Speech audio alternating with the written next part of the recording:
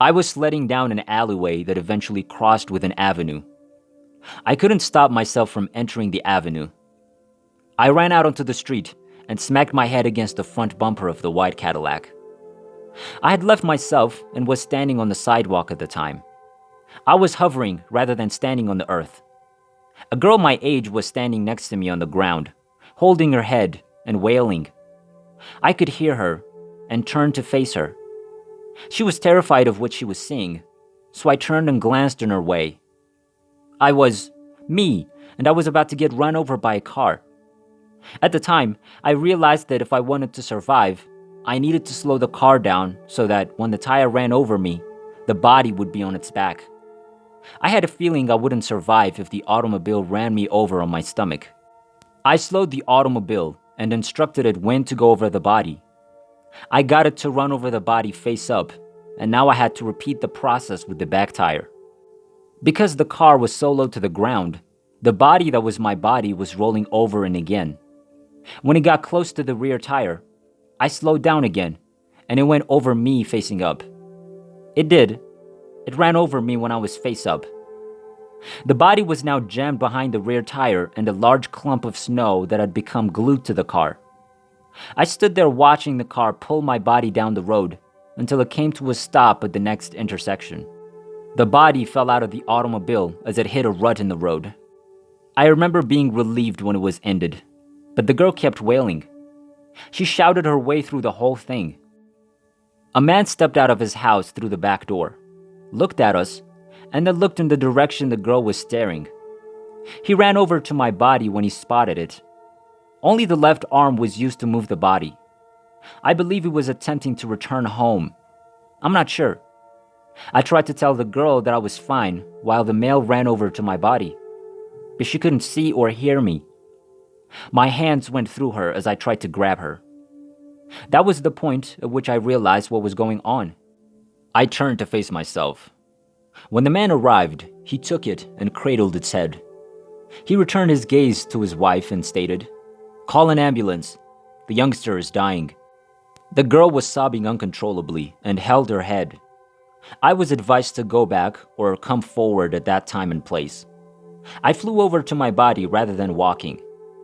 I was lingering over my body when I was told, "It's getting late. Decide what you're going to do." "I'm not going in there," I remarked as I looked down. The body was dripping blood from its mouth, ears, and nose. I could see how much suffering it was in, so I told myself, "I'm not going back in there." That's when I decided to leave the site. It sounded like a machine had come on, and I was in this really dark tunnel with a very small patch of light far away ahead of me. I could feel myself moving toward the light. As I drew closer to the light, I realized it was brighter than any other light I'd ever seen, but it didn't hurt my eyes. As I got closer, I was overcome with feelings of affection. It felt similar to being in your mother's arms, but much, much more. I felt no dread as I approached the light, nor was I concerned about anything. I had the impression that everything was well. As I walked out of the tunnel, everything became quite hazy, but I could see the figures of people approaching me. I couldn't see their faces since they were walking by on my left and right. I became afraid again as I moved away from the tunnel. I was worried that I wouldn't be able to find my way back. I kept hearing trickling water, like if I were in a tunnel with an echo. I continued walking till I came to a set of steps. The steps were made of solid gold. Everything would be perfect if I could take some of these steps back to my mother, I recalled thinking. My mother was a widow for a long period, and we faced many difficulties along the way. A plaque said, "Flight number," on the side of the steps. I don't remember the number, but it was 3 digits. That's when I heard or saw someone walking down the stairs. I ran a short distance away from the steps and knelt in the fog to avoid detection.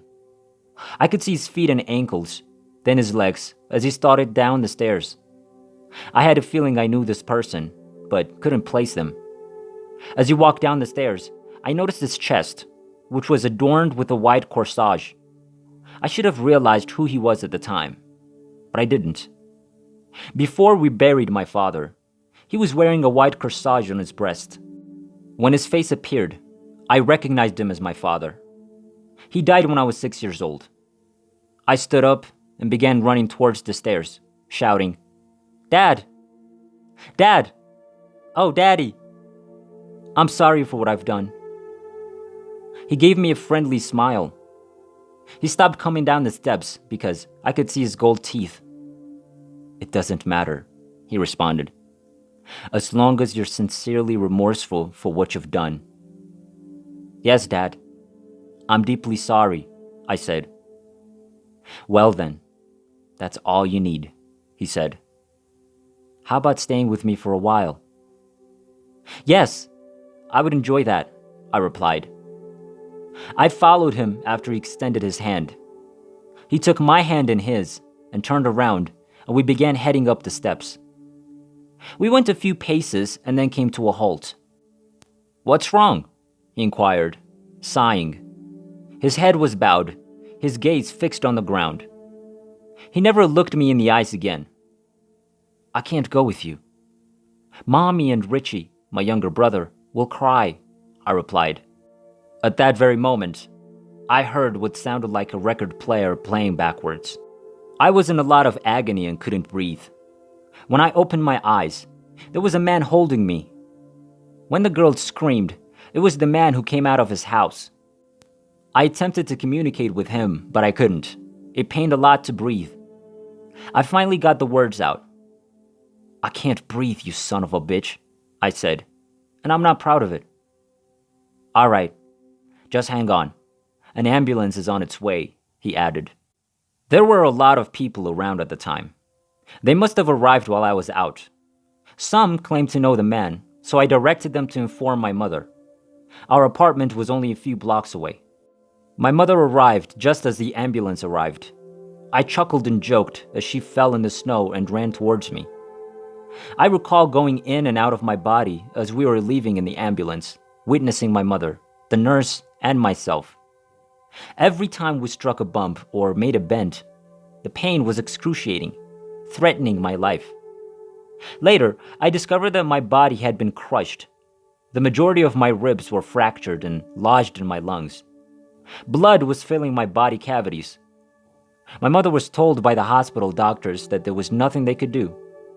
"He's filling up his cavities with blood, and if we cut him open, he'll bleed out," says the doctor. I recall things happening on and off. My entire family was present at the hospital. 6 doctors were discussing around me. My mother arranged for a priest to perform my final rites. She had no idea, and neither did any doctor, that I was going to be fine. I tried to talk to Father T when he arrived, but I couldn't.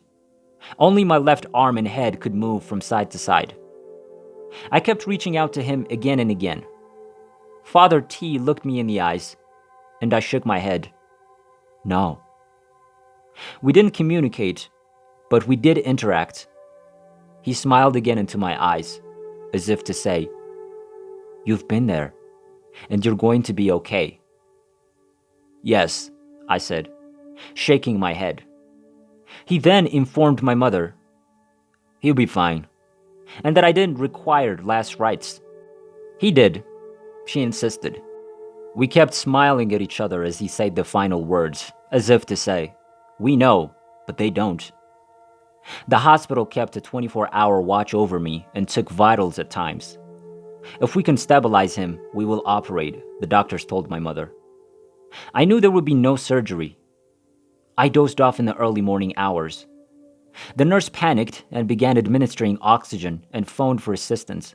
She had no idea that the shattered ribs were piercing my lungs as she blew in my lungs with oxygen. I couldn't fight her or the others who had responded to her appeal for help. Only my left arm could move. I left my body once more and watched as they attempted to assist. Finally, a male nurse instructed them to turn off the oxygen, which they did. I was perfectly fine. The doctors began to arrive one by one in the morning. They were asking about my situation and couldn't understand what had happened to me, but I was aware. Finally, the physicians went out and informed my family.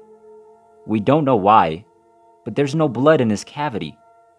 He's stable and we will continue to monitor him."